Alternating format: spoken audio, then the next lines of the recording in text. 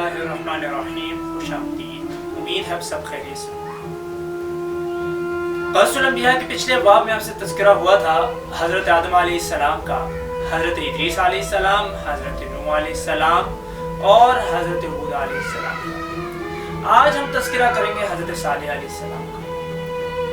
समूद एक मशहूर कबीले का नाम है और ये दौरे कदीम की खालिस अरबी कौम में से थे। इनकी रिहाइश तबूक और हिजाज के दरमियान हिजर के मकाम पर थी, जिसे मदाइन सालेह भी कहा जाता है।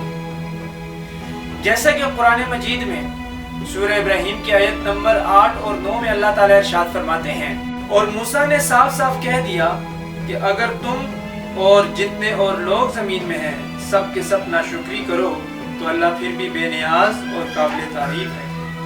भला तुमको इन लोगों के हालात की खबर नहीं पहुंची जो तुमसे पहले थे, यानी कौम नूह और आद और समूद और जो उनके बाद थे, जिनका इल्म अल्लाह के सिवा किसी को नहीं। उनके पास पैगंबर मौजज़े लेकर आए।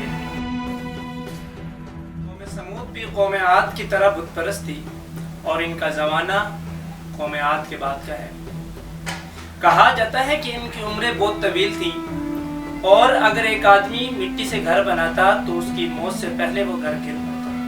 चुनांचे उन्होंने अपने घरों को पहाड़ों के दरमियान में बनाना शुरू कर दिया।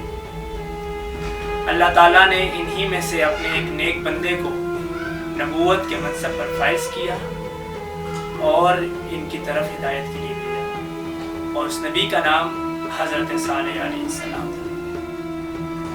हज़रत सालेह अलैहिस्सलाम ने अपनी कौम को इस बात की तरफ दावत दी कि अल्लाह वहदहु ला शरीक है, उसी की इबादत की जाए। लेकिन उनमें से चंद लोग ही ईमान लेकर आए और बाकियों ने कुफ्र इख्तियार किया। जैसा कि कुरान मजीद में सूरह हूद की आयत नंबर 61 से 63 तक अल्लाह ताला इरशाद फरमाते हैं, और समूद की तरफ उनके भाई सालेह को भेजा। उन्होंने कहा कि मेरी कौम, अल्लाह ही की इबादत करो, उसके सिवा तुम्हारा कोई माबूद नहीं। उसी ने तुमको ज़मीन से पैदा किया और उसमें आबाद किया, सो उससे मग़फ़िरत मांगो और उसके आगे तौबा करो। बेशक मेरा परवरदिगार नज़दीक भी है और दुआ का कबूल करने वाला भी है।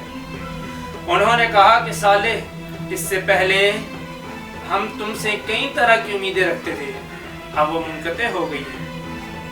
क्या तुम हमको उन चीज़ों के पूजने से मना करते हो जिनको हमारे बुजुर्ग पूजते आए हैं, और जिस बात की तरफ तुम हमें बुलाते हो उसमें हमें सख्त शुबा है। सालेह ने कहा, ए कौम, भला देखो तो, अगर मैं अपने रब की तरफ से कुल्ली दलील पर हूँ और उसने मुझे अपने हाथ से नबूवत की नेमत बख्शी, फिर अगर मैं अल्लाह की नाफरमानी करूँ तो उसके सामने मेरी कौन मदद करेगा? तुम तो कुफ्र की बातों से मेरा नुकसान ही बढ़ा रहे हो। कौम समूद इनकार पर मुसर्रर रही और हज़रत सालेह अलैहिस्सलाम को जादूज़दा कहती है और आप अलैहिस्सलाम से मोजज़े का मुतालबा किया। जैसा कि कुरान मजीद में सूरह कमर की आयत नंबर 27 और 28 में अल्लाह ताला इरशाद फरमाते हैं, ऐ सालेह, हम उनकी आजमाइश के लिए ऊँटनी भेजने वाले हैं, सो तुम उनको देखते रहो और सब्र करो और उनको आगाह कर दो कि उनमें पानी की बारी मुकर्रर कर दी गई है। हर बारी वाले को अपनी बारी पर आना चाहिए। वो ऊँटनी में मौजूद रही और इनके इलाके में जहाँ से चाहती वो चिरती।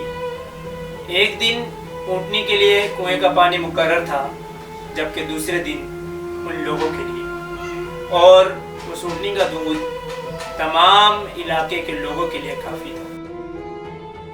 कौम समूद में 2 औरतें थीं।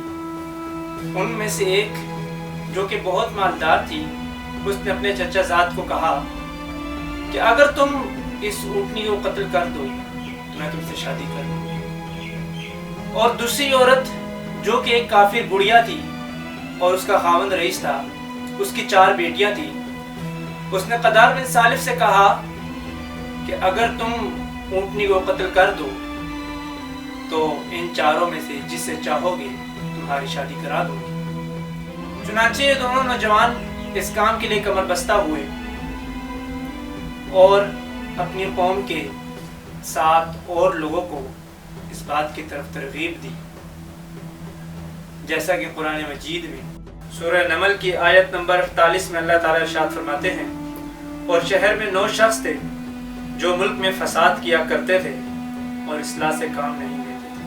اچھا، انہوں نے اونٹی کونچے کاٹ دی اور اس کے گلے پر نیزہ مار کر اسے قتل کر دیا،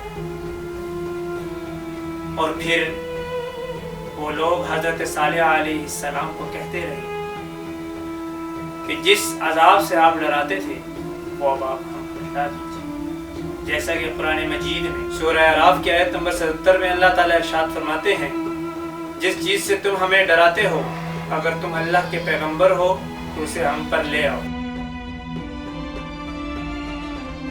آج کے لیے اتنا ہی، انشاءاللہ اگلے حصے میں آپ سے ملاقات ہوگی، تب تک کے لیے اجازت چاہتا ہوں۔ میری دعا ہے کہ اللہ آپ کا حامی و ناصر رہے اور آپ ہمیشہ